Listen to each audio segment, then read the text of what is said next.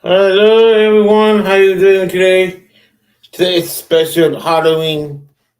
First we're going to have Halloween story with audio. Then we're going to play a video and we're going to play a Halloween quiz game. First we're going to play Halloween stories. That's from website. Web website give me those three scary movies, three scary stories.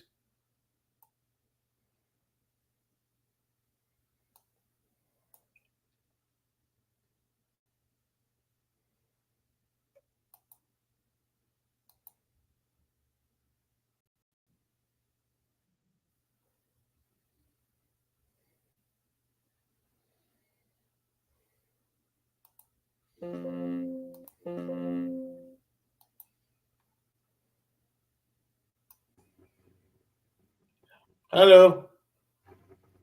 Hello. What's First we're happening? doing not much. First we're doing a ghost stories. Then one video. Then we're gonna play a quiz to the end. All right. Okay. Let's see. Let me see. Okay.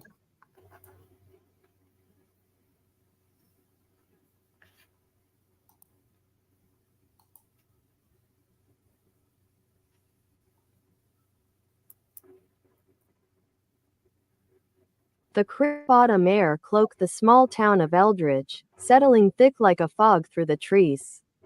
Shadows stretched into monstrous shapes, and the leaves, dressed in crimson and gold, whispered secrets of a night unfurling with dread. On the eve of Halloween, Eldridge transformed into something sinister. The townsfolk prepared for the annual harvest festival, but the air was thick with fear. Ignoring it was never an option in this town where the boundaries between the living and the dead thrummed with anticipation. Kara walked through the town square in her usual cloud of darkness, draped in layers of black fabric that flared around her like a funeral shroud. Despite the festive spirit, her presence turned heads, murmurs trailing behind her like the scent of decay. She found a thrill within the gloom, embraced by the ghosts lurking among the shadows. To Kara, Halloween was an invitation to indulge the depths of fear surrounding her. Pulling the town's deeper hauntings into the light, Nick, the golden boy of Eldridge High, strode through the crowd, laughter echoing around him. He was every girl's dream, tall, muscular, his smile radiant as he basked in the attention of a dozen admirers. Yet, when his gaze fell upon Kara, the rough edges of his perfect life frayed. He was drawn to her, intrigued, yet repelled by the dark aura that followed her like an unshakable shadow. "Hey, Kara," he called out, pushing past the throng, his bravado buoyed by the festive atmosphere. "You coming to the bonfire?" Her lips curled into a smirk, cold and calculating. "Why, are you afraid of the dark?" Unfazed, Nick approached her, the defiance in his eyes betraying a hint of his own fear. "Maybe I just want to know what lies beneath that exterior of yours. Are you sure you want to?" Her voice dripped with honeyed malice. Some secrets are better left unturned. As sunset draped its murky cloak over the town, the bonfire blazed to life in the town square. The flames danced, casting flickering shadows that twisted and intertwined like writhing spirits. The townsfolk gathered, laughter masking their anxiety, each heartbeat falling in sync with the crackle of the fire. Yet, as night descended deeper, the atmosphere thickened with unease. Kara lingered on the edges, watching, waiting. Nearby, Nick reveled in the celebration, surrounded by laughter, music, and a crowd he had always thrived among. But his eyes drifted to Kara, drawn by a dark magnetism he couldn't resist, even as it made his skin crawl. "Tonight, I want to show you something," Kara whispered, her voice a chill that vibrated through the loud merriment. Despite his reservations, Nick found himself nodding, curiosity overpowering his good sense. They slipped away from the vibrant celebrations, plunging into the heart of the forest bordering the town. The trees here loomed ominously, their gnarled branches intertwining, like fingers reaching for something, guardians of despair. "Where are we going?" he asked, heart hammering painfully in his chest. The forest felt alive, whispering through the wind, echoing his apprehension. "Just a little deeper," she replied, her voice smooth as silk yet laced with something he couldn't quite place. Fear or desire? Kara led him to a clearing, a small, forgotten graveyard where each tombstone seemed to beckon him closer, etched in tales of despair. The moonlight cast an eerie glow across the stones, illuminating a monument overgrown with vines. "Here lies the lost souls of Eldridge. Drowned in unfulfilled love. Why bring me here?" Nick's voice faltered, the weight of fear growing heavier. He felt trapped between his desperate attraction to her and the realization that her darkness was not a facade but a reality. "What do you fear most?" Kara asked, her eyes gleaming like coals. "Love? The love that chains you down, pulls you into the abyss." Before he could respond, shadows flickered at the edges of the clearing, twisting into forms he recognized from the town's folklore. Ghosts once loved, now cursed. "Join me, Nick, and embrace what you've been avoiding. We can make them pay for their earthly attachments," she intoned, the sweet venom of her invitation wrapping around him. Yet, he felt a sudden surge of defiance. "I won't become one of them, Kara. I won't let you drag me into this darkness." In that moment, the veil broke. The spectral forms surged forward, drawn by Kara's dark allure. Vibrant souls grasped at Nick, forbidden memories clawing at him. Love lost, dreams dashed. Fighting back. He turned to Kara, understanding dawning painfully. "You never wanted me, did you? You just wanted my fear." With a predatory smile, she whispered, "And now, love is what will claim you." The ghosts ceased their advance, stifling his breath within their grasp. As darkness wrapped around him, he saw Kara's true self, no longer just a shadow, but a warden of the souls, an eternal reminder of what fear can devour. The last thing Nick heard was her chilling laughter mingling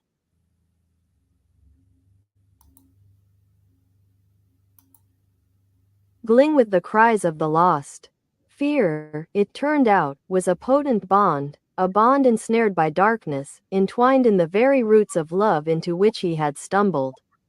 Amidst the shadows, the spirits wept silently, a synergy of horror pulsating through the night as realization washed over him, cold as the grave. Eldridge would never shed its ghosts. It would only grow more sinister with each passing Halloween.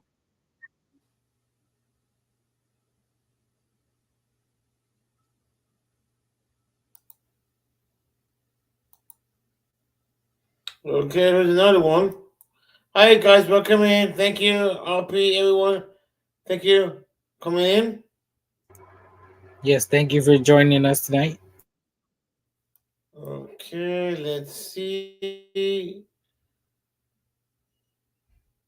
Okay, second story. Hey, Brandon Mitchell, how you doing?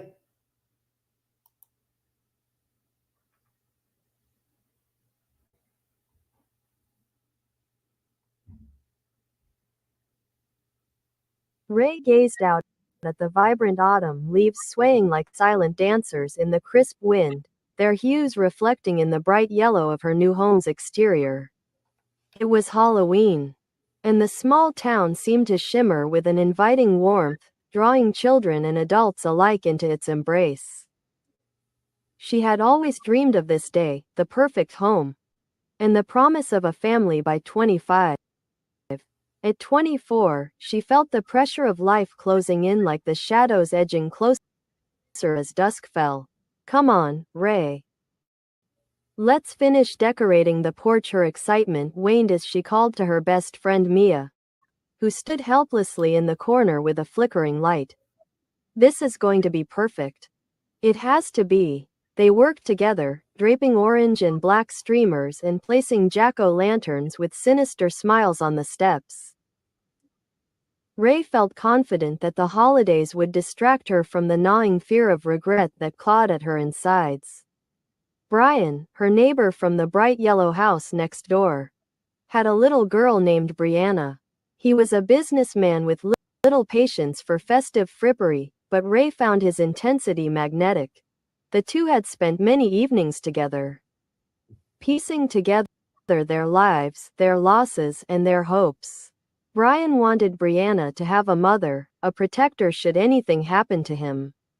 As Halloween night loomed closer, the connection between them deepened. But in Ray's heart, love collided with the weight of unfulfilled dreams. Why don't you ask him out? Mia nudged. I know he's into you. Just be brave for once, brave. I can barely keep my own heartbreak at bay, Ray muttered. She glanced at the darkness spilling over the street like spilled ink, swallowing the remnants of daylight. What if he doesn't feel the same? What if, stop it. You're 30 seconds away from a freaking panic attack. Mia laughed, but her voice felt stretched, strained, like a string pulled too tight. The unspoken truth hung in the air, the fear of future loneliness gripping Ray more tightly than the chill creeping into the evening air. As night descended, the porch came alive with flickering lights. Children in tattered costumes laughed and squealed, their faces aglow with excitement. Ray and Mia handed out candy, but ready to retreat into the home filled with memories of laughter and regret that clung to each wall. Then the door swung open, revealing Brian and a beaming Brianna. Her enthusiasm washed over Ray, infusing her with bittersweet joy. Trick or treat. Look, Dad, I'm a princess. Brian watched Ray hand his daughter a handful of candy, a genuine smile lighting up his expression. Ray felt warmth bloom within her chest, a dangerous flower pulling her closer to a precipice she had long feared to approach. Can we join you? Brian asked. There was a note of uncertainty in his voice, and Ray nodded, stemmed by the fear of rejection. They settled on the enclosed porch, surrounded by festive decorations, the playful chill of the night fading into background white noise. As hours rolled on and laughter echoed, the air grew weighty. Brianna, sleepy and overwhelmed, drifted off on the wide couch, leaving Ray and Brian alone amidst half-empty candy bowls. The moment teetered on the edge of something both thrilling and terrifying. Can I tell you something? Brian asked, his eyes dark with vulnerability. What is it? Ray leaned closer, breathless with anticipation. I've lost so much. I can't afford any regrets. I need someone in Brianna's life after me. I thought, well, maybe. Before he could finish, the lights flickered, casting a chilling shadow across the porch. The laughter faded, replaced by a hollow silence that engulfed them. They looked at each other, realization dawning like a grisly specter. Something felt wrong. Did you hear that? Ray's heart pounded in her chest, a frantic drumbeat echoing in the darkness.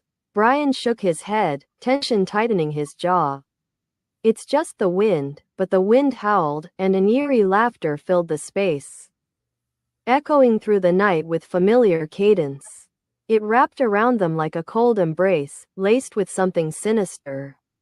Brianna stirred softly, a small whimper escaping her lips, distrustful even in her sleep.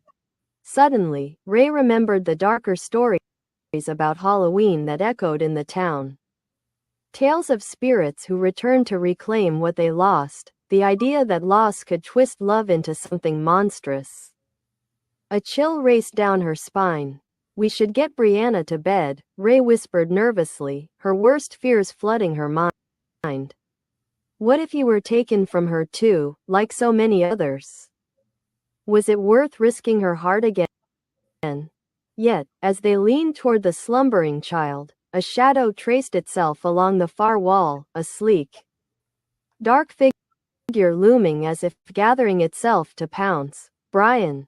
Ray screamed, but when she looked back, he was gone, leaving her alone in the suffocating dark. Brianna sat up, her eyes filled with unseeing terror.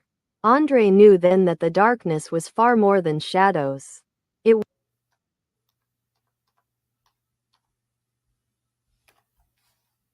Okay. the embodiment of fear, the kind that whispered regrets, that feasted on dreams unfulfilled, that silenced hopes with its icy grip. Outside, children continued to laugh, oblivious to the horror that emerged on the enclosed porch where joy once reigned. Now, all that echoed was a dreadful silence, promising that some nightmares were real. And regret, lost as it was, always found a way home on Halloween night.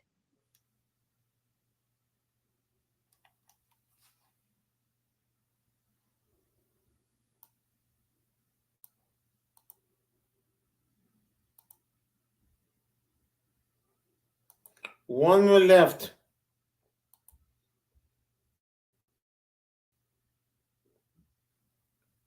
Okay.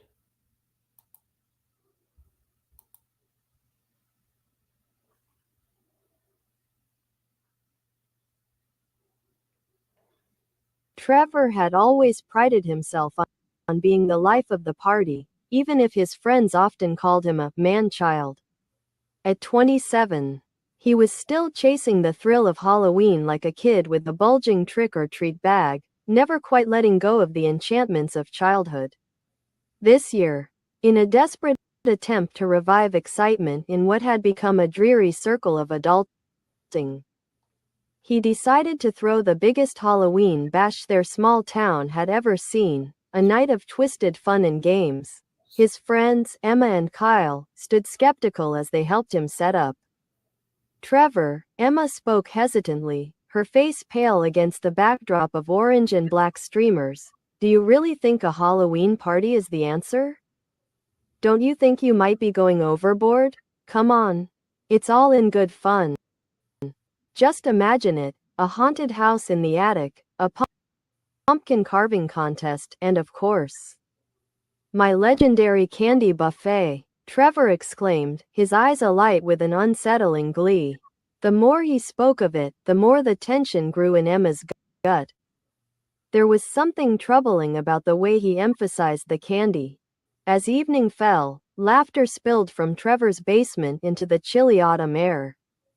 They'd transformed the place into a horror haven, with flickering lights and cobwebs strewn about. Costumed revelers filled the rooms, their boisterous joy echoing wildly off the walls. Trevor beamed, proudly presenting his candy buffet, a table laden with every imaginable sweet, gummies, chocolates, jelly beans, caramel apples, and more. The festivities hummed. But Emma noticed a peculiar shift as Trevor's behavior grew more erratic. He flitted from room to room, delighting in others' terror during the jump scares and ghost stories, yet failing to join in the laughter. Time passed, and soon a darker energy began to permeate the air, creeping in like fog through the windows. Trevor, everything all right? Kyle asked, catching Trevor staring oddly at the candies, his expression masked in disbelief. What do you mean? Trevor snapped, a hint of defensiveness glazing over him. Aren't they perfect? That's just it. You seem obsessed. It's just candy. Emma's brows furrowed with concern as Trevor's fingers traced the edge of a sinister-looking chocolate bar, its wrapper glistening ominously under the dim light. Not just candy, Emma. It's the candy they don't see. Trevor chortled, an unnerving fervor lighting his eyes. The way he spoke chilled her, and an irrational fear began to clutch her insides. Then, without warning, laughter erupted into chaos. A scream sliced through the merriment. Trevor spun, his expression now frantic. The room had grown quiet.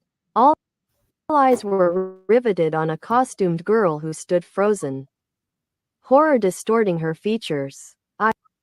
I bit into a candy corn, she cried, shaking. And it's moving. The room erupted into confusion. People began to back away from the table. Trevor's smile stretched wider, a jagged grin that seemed to split his face. See? It's not just candy, he exclaimed excitedly. But the words barely snagged anyone's attention as pandemonium ensued around them. What did you do, Trevor? Emma demanded, clenching her fists. The ground felt unstable beneath her. Nothing. It was just supposed to be fun. It was a joke, he insisted, eyeing the buffet as if it might come alive again. As dread rippled through the crowd, something shifted. Fleshy tentacles began slithering from beneath the table, writhing and reaching toward the frightened faces above. A wave of realization washed over Emma. Trevor's candy buffet wasn't just twisted sweets, it was a trap. The bravado, the arrogance, the obsession, it had all led to this terrifying crescendo. The candy, summoned from an ancient darkness, was alive, born of collective childhood fears and fed by Trevor's yearning to never let go. Run. Emma screamed, but Trevor stood rooted, entranced by the grotesque display. But they love it. Everyone loves candy, he hissed, a strange chant forming in the back of his throat. No. This is not fun, Kyle shouted, lunging to drag Trevor away. The viscous tendrils snapped at passers-by, capturing one of the revelers and swallowing him with ghastly delight. A surge of primal fear rippled through the remaining partygoers as they tore out of the basement, trampling one another in a blind panic. As Emma stumbled outside, an odd madness filled her and she turned back to Trevor, who was fighting against the ghostly grasp of the candy. His laughter, once so infectious, morphed into something ancient and feral, an echo of innocence consumed by insatiable hunger. Trevor, you're losing yourself, she cried, watching as his complexion drained away, replaced by an eerie sheen of candy like a lure. No. This is how it's supposed to be. You're all part of the fun now, he shouted, being dragged further into the depths of sugary horror. The last Emma saw of Trevor was the flicker of his smile as he was engulfed, the twisted candies gleaming hungrily beneath the dim lights of his once joyful party.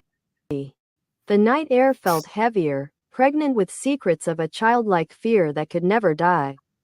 Beyond them, laughter faded into the distance, leaving only whispers about that one Halloween night where joy turned to horror, where the sweets became the sins consumed in a man-child's dark fantasy.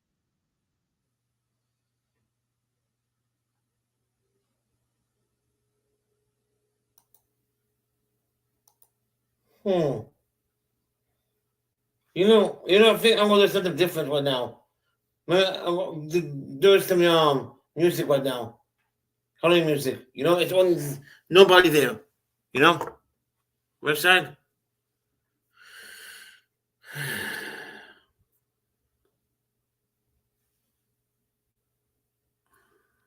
Nobody's here? No, but only one person. Oh. Let me see. Let me go to my music, YouTube music. Okay. Some Yeah. some Halloween music. You know what I mean? Right. Okay, YouTube Studio. No, music. Stupid. Hold on. YouTube music. Let's see. Non-copyright Halloween. Let's see. Hold on. Okay. Let's see. The freaking update. It's different.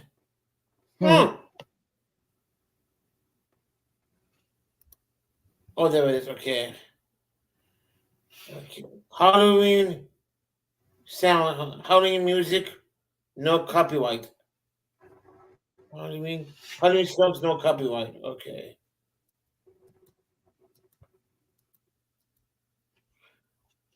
If I play the Halloween theme, John Carpenter, it will get copyright or no? It might. He was popular. Yes? Yeah. Okay. Spooky Halloween music. Lantern, no copyright. Hold on. Well, if it says no copyright, you should be good, right? Yeah. I don't want to freaking no sound. Hold on.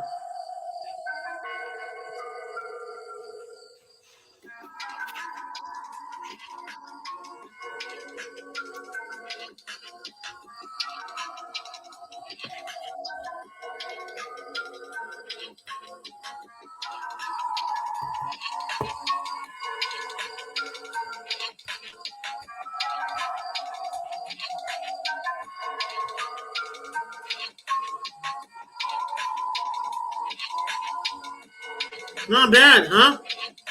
Mm-mm. Sounds pretty good. Mm-hmm.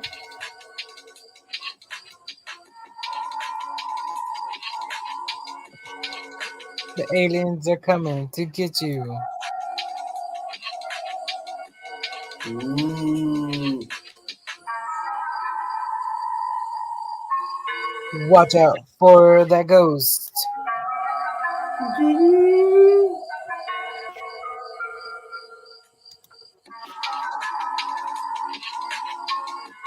Oh, look at that.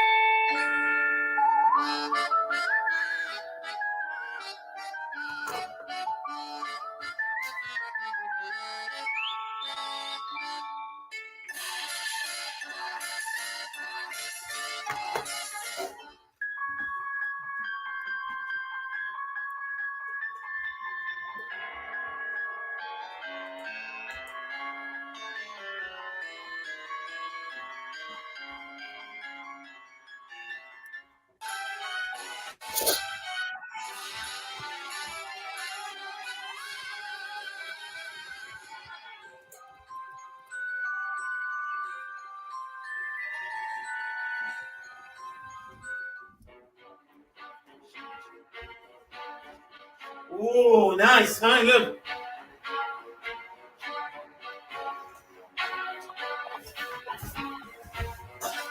There you go. You got it working again? Yeah.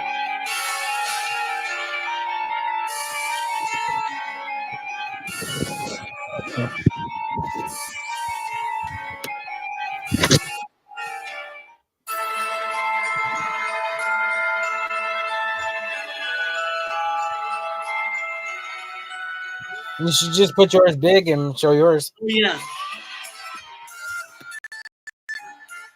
so we can see the lights.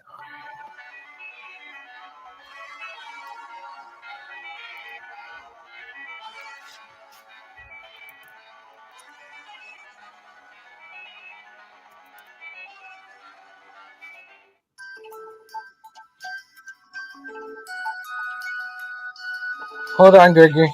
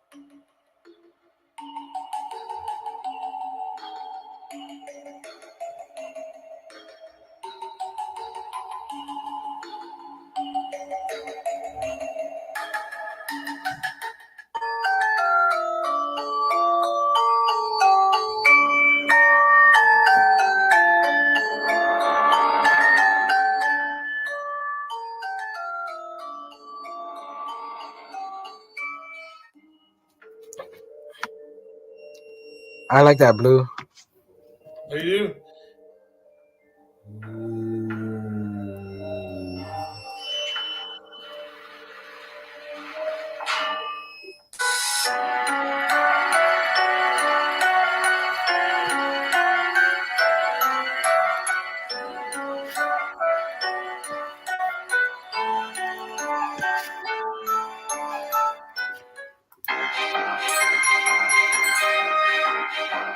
You know what I should do? I should play this during my like when I go to bed. You know, early in the morning. You know. Right. Yeah. Sunday's very slow. Sundays. Because You that's how know. you were getting subs too, aren't you? Yeah.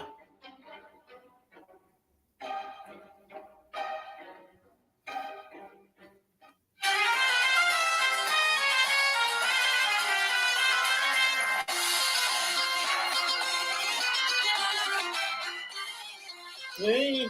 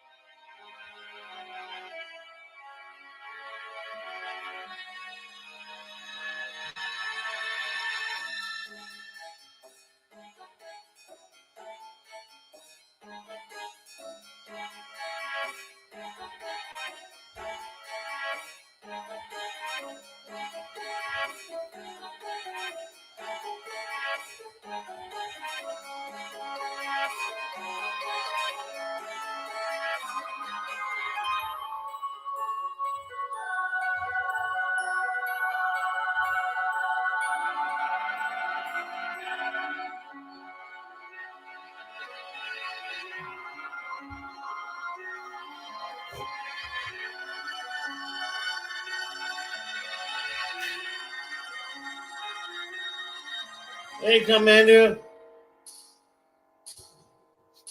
Hey, Commander, what's up?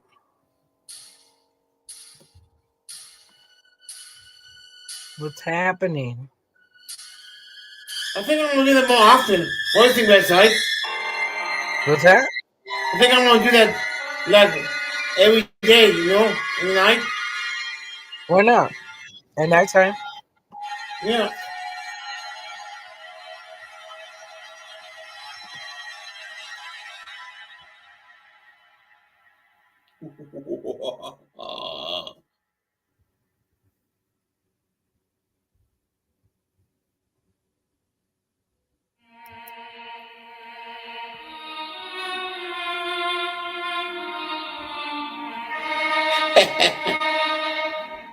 Hello.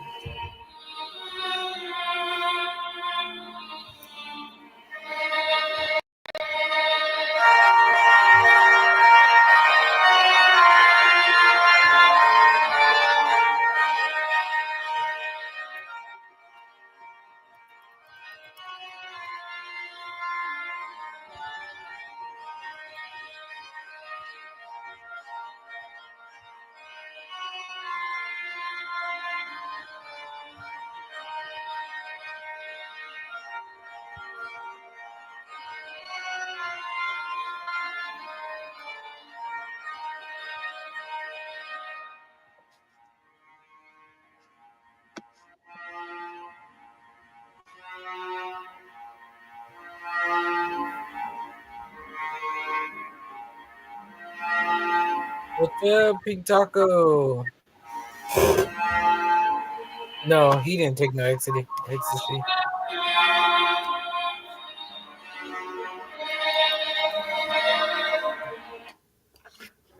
Okay, guys, I'm gonna have more for tomorrow. I'm gonna end this. You guys, I'm gonna end this. I'm going to get more tomorrow. You guys take it easy. Don't forget to fill the cups. Bless us. Talk to you later, everyone. Thank you. You have a Later. nice. Bye.